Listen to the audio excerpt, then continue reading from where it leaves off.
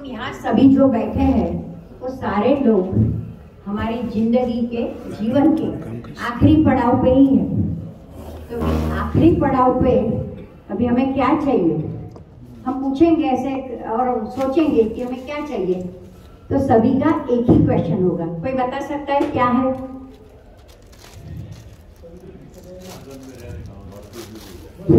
सही बात है, आनंद में रहने का। और मेंटल पीस बहुत जरूरी है। सही बात है, बिल्कुल सही बात है आपकी कि मेंटल पीस सबसे बड़ा जो है। हाँ तभी बताइए। सबसे बड़ा स्वस्थ रहे और चलते फिरते बिल्कुल सही बात है। उसके लिए तो आप लोग ने ये 10 सेशन किए, बहुत अच्छा है। स्वस्थ रहे, मस्त रहे, आनंद में रहे। सही बात है। तो मेंटल पीस सबसे बड़ी बात है कि हमारी मानसिक शांति। तो मानसिक शांति किससे आती है और वह हमारे जीवन में बहुत जरूरी है। हमारी भारतीय संस्कृति महान कही जाती है। कितने सालों से हम आज देख रहे हैं और वह आज के दिन में ही इतनी महान है। वो किसके वजह से? वो हम कहते हैं कि वो हमारी जो सांस्कृतिक जो हमारे सारे ये जो प्रिंसिपल्स है हमारे जो, और जो गीता है हमारी मेन, सभी ने सुना होगा कि हमारी गीता जो है कितनी महत्व की है हमारे जीवन में। तो उसके बारे में भी हम लोग आज सोचेंगे। तो एक हमारी स्लाइड मैंने जो बनाई है वो मैं आपको ये करते जाऊंगी। Healthy mind and a healthy body are essential for a happy life and spiritual development. हमारे सबसे पहले हमारा शरीर स्वस्थ रहे। हमारा शरीर स्वस्थ होगा तो हमारा उसमें हमारा मन भी स्वस्थ रहता है। अगर हमें देखो शरीर पे एक अगर कांटा भी लग जाए तो हमारा मन स्वस्थ नहीं रहेगा, हम उसके बारे में बार बार सोचते रहेंगे। तो यहाँ पर तो जो सारे बैठे हैं सभी को पता है, हमारे से काफी लोगों के सारे के हम लोग सब यहाँ अनुभवी भी है, इतने सालों का एक्सपीरियंस भी है आप लोगों के पास। तो हमारी हार्ड डिस्क पूरी भरी पड़ी है। तो वो हार्ड डिस्क में अभी और क्या जा नहीं सकता है। तो हमारे जो एक्सपीरियंस है उसको ही अभी हमें बाहर लाना है। जैसे सभी ने सुना भी होगा कि अगर देखो एक कॉफी का कप है हमारे पास और कोई आके हमें पीछे से धक्का दे दे तो हमारी कॉफी जरूर उसमें से कॉफी बाहर आएगी। वैसे ही हमारे इतने सालों का जो अनुभव है हमारे अंदर, तो क्या बाहर आएगा? जो हमने किया होगा वही बाहर आएगा। और बहुत सारा है, सभी का एक्सपीरियंस भी और इतने सालों का अनुभव हमारे अंदर स्टोर किया हुआ है। तो इसी को हमें लेके ही आगे बढ़ना है और इतना सारा हमारी संस्कृति ने दिया हुआ भी है।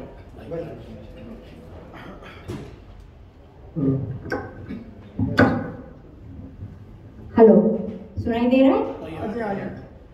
तो ये हमारा जो healthy mind and a healthy body are essential for a happy life and a spiritual development. तो धर्म है, हम लोग धर्म तो काफी सारा है, पर धर्म के में 3 बातें आती है मेन। उसमें सबसे पहला आता है कि way of life, way of worship and way of thinking. ये 3 बातें जो है कि जीवन शैली हमारी कैसी हो, फिर पूजा का तरीका, और तीसरा है हमारा सोचने का तरीका। सभी लोग अलग अलग तरीके से सोचते हैं। तो हमारे प्राचीन जो ऋषि है उन्होंने कितनी सारी चीजें सोच के रखी है कि हमारा विकास कैसे हो, हर एक ह्यूमन बीइंग का डेवलपमेंट कैसे हो। इसके लिए हमारे ऋषि मुनि ने अथाक प्रयत्न किए हैं और उनके वजह से ही आज हमें, इसीलिए हमारे भारतीय संस्कृति में पितृपक्ष जो कहते हैं वो आज 15 दिन जो रखे हैं वो उसी के लिए रखे हैं। तो हमें उनका ऋण भी बहुत है हमारे पर। तो ये भी देखते हैं। फिर तीसरा है when we follow the way of life in prescribed manner, our mind and body will remain healthy. अगर हम डिसिप्लिन तरीके से रहेंगे तो हमारा माइंड भी अच्छे से उसमें पलपेगा, तो हमारा मन और शरीर भी स्वस्थ रहेगा। फिर हमें लगता है कि रिलीजन, मन को स्वस्थ रखने में धर्म की क्या भूमिका है। सभी को लगता है कि हम एक्सरसाइज करते हैं और उसमें धर्म कहाँ से आया। तो धर्म के लिए सभी का अलग अलग ये है। तो हमें धर्म क्यों चाहिए? तो उसके लिए हमें मन को हमारे पावरफुल बनाना है, प्रोग्रेसिव बनाना है और सेंसिटिव बनाना है। तो ये 3 हम किस तरह से बनाएंगे? तो ये तीनों को, हमारे माइंड को, सभी को पता है कि मन जैसा सोचेगा वैसा संकल्प करेगा और संकल्प के आधार पर हम लोग क्रिया करेंगे। तो उसके लिए हमें चाहिए, सबसे पहले कहा है प्रार्थना। हमारे ऋषि मुनियों ने जो है, तो हम लोग सबसे पहले कहा है प्रार्थना, फिर कहा है शास्त्र का अध्ययन, फिर है ध्यान है, समाधि है, योग है, तीर्थ यात्रा है, दर्शन है, मनुष्य को सृष्टिकर्ता के निकट आना है, और कृतज्ञता और संतुष्टि। सबसे बड़ा है संतुष्टि, जो हमारे संतोष, हम कहते हैं ना संतोषी धन सदा सुखी, संतोषी मनुष्य सदा सुखी रहता है, तो संतोष। तो भी प्रार्थना से हमारे मन पर क्या परिणाम होते हैं। प्रार्थना से सबसे पहले हमारा तो आध्यात्मिक संबंध बनता है, स्पिरिचुअल। जो हम एक बार बैठेंगे कोई भी चीज के लिए, कंसंट्रेशन कहिए, चाहे उसको चित्त एकाग्रता कहिए, वो किसके लिए करते हैं? हमारे अंदर एक तत्व है, बराबर, सभी को पता है, उसको आप कोई भी तरह का नाम दीजिए, चित्त शक्ति कहिए, तत्व कहिए, आत्मा कहिए, उस किसी को, सभी के शरीर में वो जब तक है तब तक ही हम जिंदा हैं। सभी को पता है वो तत्व हमारे अंदर है, तभी तक हम लोग यहाँ पर ये सृष्टि पर रहेंगे।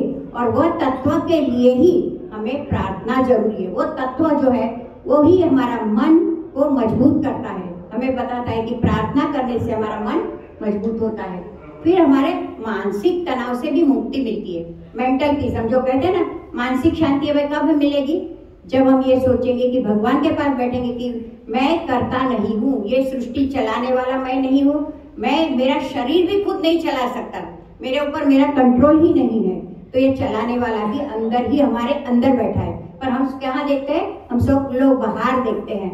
तो बाहर देखने से हम हमारे अंदर के तत्व को भूल जाते हैं। तो जब हम भगवान के पास बैठते हैं तब हम कुछ भी नहीं है, सब ये करने कराने वाला सब कुछ वही है। तो मानसिक तनाव से हमें मुक्ति मिलती है कि जब हम ये सोचेंगे कि वो मेरे अंदर ही है, तो मुझे किसका डर, मुझे कोई तरह का डर नहीं लगना चाहिए। इसलिए प्रार्थना में हम लोग जब ये करते हैं तब हम भगवान के साथ जुड़े रहते हैं, जो पूरे विश्व की शक्ति चलाती है। तो सकारात्मक फिर दृष्टिकोण, पॉजिटिव आउटलुक, हमारा जो है वो देखने का और सोचने का जो है वो पॉजिटिव होना चाहिए। हरदम हमें सकारात्मक विचार ही आएंगे। जब हम भगवान के पास बैठेंगे तो हमारे विचार भी ऐसे ही पावरफुल होंगे कि नहीं, मैं ये जो कर रहा हूँ वो मेरे लिए नहीं कर रहा हूँ, मैं मेरे भगवान के लिए कर रहा हूँ, और मेरा जो दूसरे लोग भी है, जो मेरे आसपास के लोग भी है, वह भी मेरे भाई और मेरे बहन है, तो मुझे उनसे भी संबंध बढ़ाना है। तीसरा है हमारा शांत मन से शरीर स्वस्थ बनता है। हमारा शरीर भी शांत मन होगा तो ही स्वस्थ बनेगा। अध्ययन से भी पता चलता है कि प्रार्थना करते हैं तो हमारा ब्लड प्रेशर भी कम होता है, क्योंकि हमारा स्वस्थ शरीर होगा तो नेचुरली हमारा ब्लड प्रेशर भी कम ही होगा। फिर उसमें हमारी इम्यूनिटी सिस्टम भी बढ़ती है, शारीरिक स्वास्थ्य पर सकारात्मक प्रभाव डाल सकती है। फिर लास्ट में है कृतज्ञता और संतुष्टि। कृतज्ञता यानी हमें ग्रेटफुल रहना है, किसी के भी प्रति हमें ग्रेटफुल, कोई भी किसी ने भी छोटा सा भी कार्य किया होगा हमारे लिए, तो हमें उनके प्रति हमें भाव हमारा दर्शाना चाहिए। हम छोटे से बालक को भी एक चॉकलेट देते हैं तो हम कहते हैं थैंक यू बोलो, तो हम उसको थैंक यू बोलने को कहते हैं, तो हमें तो किसको थैंक यू कहना है? ये शरीर चलाने वाले को थैंक यू कहना है। तो प्रार्थना करते तब हमें सुबह में उठ के तब जरूर थैंक यू कहना है कि जिसने हमें यह उठाने का कार्य किया, हमारे शक्ति देने का कार्य किया और सुलाने का कार्य किया। तो ये तीन कार्य हमें करना ही करना है। तो कृतज्ञता भगवान के प्रति हमें व्यक्त करना है प्रार्थना में। फिर कहा है सामूहिक प्रार्थनाओं में अधिक शक्ति हो सकती है और यह बड़ा प्रभाव डालने के लिए जानी जाती है। सामूहिक शक्ति, जैसे अभी हम लोग इतने सारे लोग इकट्ठे होकर करेंगे तो उसके जो वाइब्रेशंस होते हैं उसका बहुत असर होता है। जैसे हम एक व्यक्ति करेगा और साथ मिलकर करेंगे तो उसका बहुत ही प्रभाव होगा। तो जब कोई दूसरों के लाभ के लिए प्रार्थना करता है तब वह प्रार्थना अधिक प्रभावी होती है। हम अपने लिए तो सब कुछ करते ही है, पर जब हम दूसरों का सोचते हैं, और यहाँ सब लोग यही कार्य कर रहे हैं, हम लोग जो यहाँ आए हैं वो उसी के लिए आए हैं कि नहीं, किसी न किसी के माध्यम से हमें दूसरों का भी सोचना चाहिए।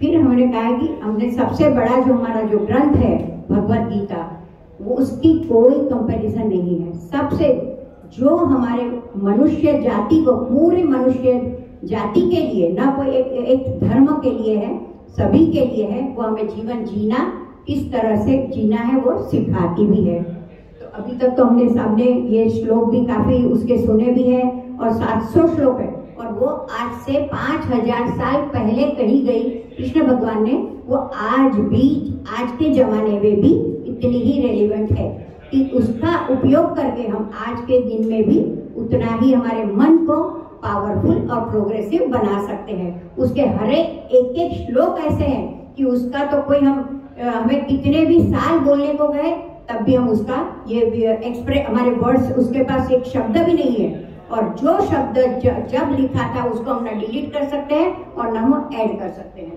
तो मनुष्य का मन में भगवान ने जो शक्ति, बहुत बड़ी शक्ति दी है मन देके, है ना, मन है वही बड़ी, बहुत बड़ी शक्ति है भगवान की, कि मन जैसा सोचेगा वैसा करके ही रहेगा, और उसके लिए संकल्प करेंगे तो जरूर हम लोग एक दिन वहां पहुंचेंगे ही। तो पहला है मनुष्य, भगवान ने बहुत ही बड़ी गिफ्ट दी है, वो है मन। दूसरा है हम जो भी आनंद भोगते हैं वो भोगने वाला कौन है? मन। सभी को पता होगा कि कौन भोगता है। हमें लगता है ये शरीर भोगते हैं, पर नहीं, मन भोगता है। अगर हमारे सामने खाने की पूरी अच्छे से डिश पड़ी हो, एकदम अच्छे से सजा के, तो हमें लगता है कि खा ले, और खाने के लिए टेबल पे बैठे ही है और तभी किसी का फोन आ गया कि किसी की डेथ हो गई है। तो इतनी सजी हुई थाली, इतनी सुंदर सुंदर मिठाइयाँ हमें जो अच्छी लगती है, तो भी हम खा सकते हैं क्या? तो कौन है खाने वाला? खाने वाला कौन है? मन ही है ना। तो वो है हमें, मन हमें सबसे पहले वही है कि मन हमें पावरफुल और प्रोग्रेसिव गीता के माध्यम से और योगों के माध्यम से होगा। अगर कोई व्यक्ति निर्धन है तो उसका मन तंदुरुस्त नहीं रहता, और वो निर्धन भी है पर उसका मन तंदुरुस्त है तो वो आनंद में रह सकता है। पर उसका मन अगर बीमार है तो वह करोड़ों रुपए होते हुए भी अमीर और लोग दुखी रहते हैं। तो मन मजबूत करने के लिए हमारे धर्म में बहुत सारी बातें बताई है। मन को ही मजबूत करना है, उसके लिए धर्म में हमारे बहुत सारी बातें बताई है। गीता का उपदेश उसमें सबसे ज्यादा महत्व का है।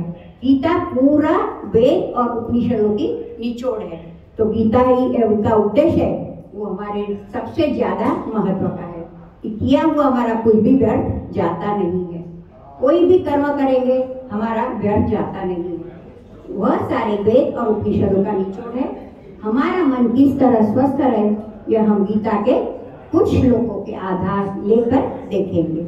हमारा मन, ये जो मेरे खुद के अनुभव है, और भगवान ने बहुत ही ये बड़े आश्वासन दिए हैं गीता में, तो उसके माध्यम से हम बहुत ही पावरफुल बन सकते हैं। तो सबसे पहला है गीता का 9वें अध्याय का राज विद्या राजगुह्य योग, और उसका जो 22 नंबर का श्लोक है वो मुझे बहुत ही अच्छा लगता है, और उसके बारे में हमें मनन और चिंतन करना ही चाहिए। अनन्या चिंतयन्तो मां ये जना परिपासते तेषां नित्याभियुक्तानां योगक्षेमं वहाम्यहम्। तो अनन्या चिंतयन्तो मां, तो कहते हैं कि अनन्यता कब आएगी, हमको डर कब नहीं लगेगा, अनन्य भाव, कि उसके लिए ही पूरा सब कुछ, जब हम उसके लिए ही शरणागत, पूरा हमें उसके पर विश्वास होगा तो हम उसके लिए ही पूरा काम करेंगे। तो अनन्या चिंतयन्तो मां ये जना परिपासते, और उपासते यानी उसके लिए ही हमें उपासना करनी है, जो अनन्य है उसके लिए। हम अगर संतुष्ट रहते हैं तो हम सुखी रह सकते हैं। हमारा सारा दुख की वजह जो है वो है असंतोष। असंतोष की वजह से हमें दो प्रकार के असंतोष होते हैं। एक तो हमें मुझे क्यों नहीं मिला, और दूसरा संतोष है कि दूसरे को क्यों और मेरे पड़ोसी को क्यों मिला। एक तो मुझे क्यों मिला और मुझे क्यों नहीं मिला और मेरे पड़ोसी को क्यों मिला, इसके वजह से हम असंतुष्ट होते हैं। तो असंतोष सबसे बड़ा हमारा दुख का कारण होगा, तो असंतोष है। तो हमें सोचना है कि मेरे मन को पावरफुल करने के लिए ये सोचना है कि अनन्या चिंतित, कि उसका सारा ही हमारा आधार, ये तो भक्ति की टोच है पूरी। जो पूरे गीता में 700 श्लोक है, उसकी भक्ति की स्टोच होगी तो अनन्यास चिंतयन्तो माम ये जना परिपासते। भगवान ने इस श्लोक में हमें आश्वासन दिया है कि मेरे भक्त का सभी तरह से पोषण करूंगा, उसकी रक्षा करूंगा। अगर हम भगवान की इस बात पर विश्वास करें तो हमें भी कोई असंतोष नहीं होगा और रहेगा भी नहीं, और मन में जो उद्वेग है वो भी हमारा निकल जाएगा। हम अक्सर देखते हैं कि छोटा बालक हमेशा हंसता है। सभी ने देखा है कि हमें छोटे कोई भी हमारे सामने बालक आ जाए तो हमें खुशी होती है। क्यों? क्योंकि वो है एकदम इनोसेंट, उसके पर कोई तरह का ये नहीं है, ना उसे अभिमान है, ना कोई उसे रूप का अभिमान है। कुछ मिला तो भी सुखी है, ना मिला तो भी सुखी है। यानी हम उसका खुशी देख सकते हैं बच्चों की। तो ना चिंता ना दुख, क्या हमें भी उनकी तरह हमें खुश रहना है? क्या हमने कभी सोचा है कि उसके पास कुछ भी ना होते हुए वो खुश कैसे है? जैसे एक माँ अपने बालक के लिए जो करती है वही रिश्ता हमें भगवान के साथ का होना चाहिए। जैसे हमें हम कभी हम बच्चों के साथ पिकनिक जाते हैं तो बच्चे को कोई भी तरह की चिंता नहीं रहती है, वो चिंतित बिल्कुल नहीं रहता है कि मुझे क्या लेके जाना है, पिकनिक में जाना है, तो उसकी तैयारी सारी माँ करती है। तो वैसा ही विश्वास हमें भगवान के प्रति होना चाहिए कि जितना जैसा बालक के प्रति माता का होता है, माता के प्रति बालक का होता है, वैसा भगवान के प्रति हम रिलेशन रखेंगे तो हम कभी भी दुखी नहीं होंगे और असंतोषी भी नहीं रहेंगे। दूसरा गीता का श्लोक है कर्मण्येवाधिकारस्ते मां फलेषु कदाचन। सभी ने ये श्लोक सोचा होगा और सुना भी होगा काफी बार हमारी गीता का, तो ये बहुत ही महत्व का श्लोक है। कर्मण्येवाधिकारस्ते मां फलेषु कदाचन मां कर्म फल हेतुर्भूमा ते संगोत्स्व कर्मणि। हम जब कोई भी काम करते हैं तब हमारे मन में यह चिंता रहती है कि काम सफल होगा या नहीं। हमारी इच्छा के मुताबिक अगर हमें फल नहीं मिलता तो हम दुखी होते हैं। सभी को ये एक्सपीरियंस होगा ही कि हमने जो सोचा और वो नहीं हुआ तो क्या होता है? दुख होता है हमारे मन में। दूसरा है, यह दुख मन को क्या करता है? कमजोर कर देता है और हमारे मन पर उसका आघात होता है। तो उससे हमारा मन बीमार होता है और हमारे कमजोर मन वाले व्यक्ति कभी सुखी नहीं हो सकते। तो हमें यह निर्णय करना है कि हमारा मन कमजोर ना हो। हमें आघात सहन करते जाते जाते एक क्षण ऐसा आता है कि फिर उसके पर हमारे आघात बिल्कुल ही नहीं पड़ते और हमारे तत्व को हम और भी पावरफुल करते हैं। यह श्लोक में भगवान ने बताया है कि मनुष्य का कर्तव्य ही है कि निष्काम भाव से कर्म करे। भगवान ने यह भी हमें समझ दी है कि काम करते वक्त फल की चिंता मत कर, क्योंकि फल की चिंता करने से हमारी कार्य क्षमता कम हो जाती है और हमारा कार्य पूरा नहीं होता। भगवान की यह शिक्षा अगर हम समझ लेते हैं तो हम निश्चित होकर काम करेंगे और हमारे मन को आघात नहीं होगा और हम कभी डिप्रेशन के शिकार नहीं होंगे। आजकल हम सभी देखते हैं, आप लोगों ने भी देखा होगा कि यहाँ का जो युवा वर्ग है कितना डिप्रेशन में होता है और कितने लोग उसके वजह से सुसाइड भी करते हैं। तो हमें उन लोगों के पास जाके, हर घर जाके हमें उनको समझाना है और ये कर्म पे ही हमारा अधिकार है, फल पे बिल्कुल नहीं। क्योंकि हम क्या है, फल कर्म एक करते हैं और फल कितने सारे सोचते हैं कि मुझे ये भी मिल जाए, मुझे वो भी मिल जाए। कर्म करने के बाद हमारा फल पे बिल्कुल ही अधिकार नहीं रहना चाहिए। तो यही है कि तो वो कर्म फल का हेतु भी वही होना चाहिए कि मैं कर्म नहीं कर रहा हूँ। तो उपदेश का प्रयोजन वही है कि कर्म ही हमारा अधिकार है, कर्म ही करते जाना है। हम लोग हमारे जीवन में भी देखते हैं कि कर्म करते रहना है, पर वो निस्वार्थ कर्म, कोई भी उसमें आसक्ति नहीं हो, ऐसा कर्म करना है। तो ये दूसरा श्लोक भी हमारे जीवन में बहुत ही महत्व का है। सभी को कर्म तो सभी करते हैं, पर कर्म करना जरूरी भी है और हम एक क्षण भी कर्म किए बिना बैठे नहीं रहते हैं। तो वो निस्वार्थ कर्म करेंगे तभी भगवान हमारा भरण पोषण भी वही करेंगे और वो देखेंगे। तीसरा श्लोक है वो जो है 6वें अध्याय का 5वां श्लोक, वो जो है उद्धरेदात् मनात्मानं नात्मानमवसादये आत्मैव यात्मनो बंधुर आत्मैव रिपुरात्मनः। तो अपने द्वारा अपना उद्धार करे, अपना पतन न करे, क्योंकि आप ही अपना मित्र है और आप ही अपना शत्रु है। सभी को पता है कि हमारा उद्धार हमें खुद को ही करना पड़ता है, और नहीं करेंगे तो वो उसका फायदा हमें नहीं होगा। अगर हम एक्सरसाइज करेंगे तो हमारा उसका फायदा हमें होगा, दूसरे किसी को नहीं होगा। अगर हम खाना खाएंगे तो हमारी बॉडी पर उसका इफेक्ट होगा। तो उद्धार हमारा तभी हो सकता है जब हम अपने स्वयं के लिए करें। जो कुछ करना है वो मुझे खुद के लिए करना है, कोई दूसरे के लिए नहीं करना है, ये सोचना है।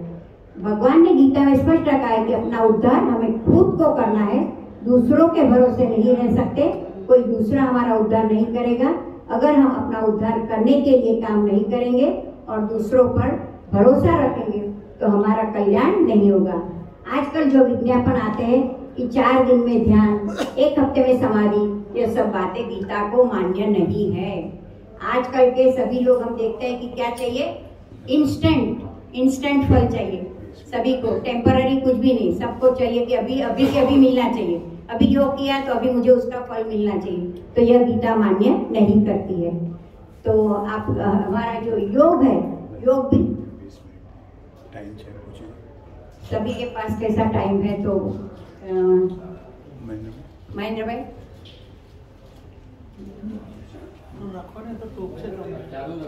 योग हजारों सालों से हमारे शास्त्रों में भी कहा है कि हजारों वर्षों से वो अस्तित्व में है ही योग हमारे।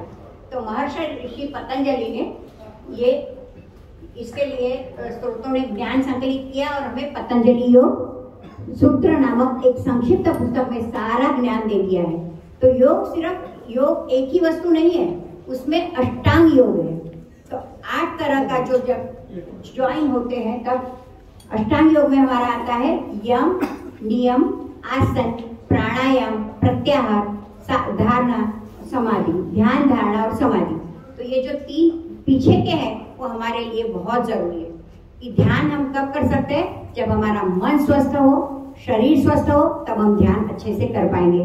फिर धारणा है, ध्यान से भी ऊपर जाएगा और हमारा मन उसके प्रति हमारा स्पिरिचुअल लेवल है वो बढ़ते जाएगा। और अभी हमारे एज में सभी को हमारा स्पिरिचुअल लेवल बढ़ाना चाहिए। और फिर एक स्टेज ऐसा आता है कि समाधि, हमें जो है हमारे इंद्रियों से भी पर, हमारे मन से पर, हमारे बुद्धि से भी पर, और बुद्धि से पर है वो आत्मा है। और आत्मा से भी जो परमात्मा है उससे हमें जुड़ना है। और वह सभी का गोल वही है कि हमें उसको, आत्मा को परमात्मा से मिलना है। तो ये अष्टांग योग के द्वारा हम जो मिल सकते हैं। तो यम, नियम, आसन, यम में भी आप सबको पता होगा कि अहिंसा है, जो फिर सत्य है, अस्तेय है, ब्रह्मचर्य है, अपरिग्रह है। तो ये सारे जो हमारे यम कहे जाते हैं। नियम यानी सभी को पता है कि नियम हमें डिसिप्लिन में ही रहना चाहिए। डिसिप्लिन में नहीं रहते तो हमारा जीवन भी अस्त व्यस्त होता है। कभी भी हम खाएंगे, कभी भी हम सोएंगे, तो ये हमारा जीवन अभी तक का तो अस्त व्यस्त था। तो अभी हमने यह भी सोचना है कि मुझे मेरे जीवन को व्यवस्थित करना है। तो उसके लिए कहा है कि हमारे जीवन में संतोष आना चाहिए, तप आना चाहिए, स्वाध्याय आना चाहिए और ईश्वर परिधान, तो वो सब हमारे जीवन में आने चाहिए। और अंतिम मैं यही कहूंगी कि 5 जो चीजें हमारे जीवन में है वो बहुत ही महत्व और मायने रखती है। वो हमारे जीवन विकास में बहुत ही आगे बढ़ाएगी। वो मैंने मेरे अनुभव से प्राप्त किया है। तो सबसे पहले 5 जो शब्द है वो आप लोग भी याद रखेंगे तो बहुत ही अच्छा रहेगा। उसमें सबसे पहला है सब, सबसे पहला है सब, यानी हमारे अंदर संयम रहना चाहिए। संयम हर चीजों का, हमारी इंद्रियों का संयम, खाने का, सोने का, सब कुछ सभी में संयम रहना चाहिए। दूसरा है स्वाध्याय, तीसरा है सत्य, चौथा है सत्संग और 5वां है साधना। साधना है यानी हमारे साधना में हमारे संकल्प और सिद्धि के बीच का जो है समय, डिस्टेंस, उसको हम कहते हैं साधना। और पहला 5वां है सेवा, सत्य, संयम, स्वाध्याय और साधना। ये 5 शब्द हम अगर याद रखेंगे तो हम जीवन में जरूर ही आगे बढ़ पाएंगे। काफ़ी सारी बातें हैं बोलने के लिए भी और कहने के लिए, पर मुझे समय 15-20 मिनट में है, बता नहीं सकती। वो सभी लोग इम्प्लीमेंट करते जाएंगे, अपनी गीता को भी और अपने योग को भी अपने जीवन में स्थान देंगे। धन्यवाद।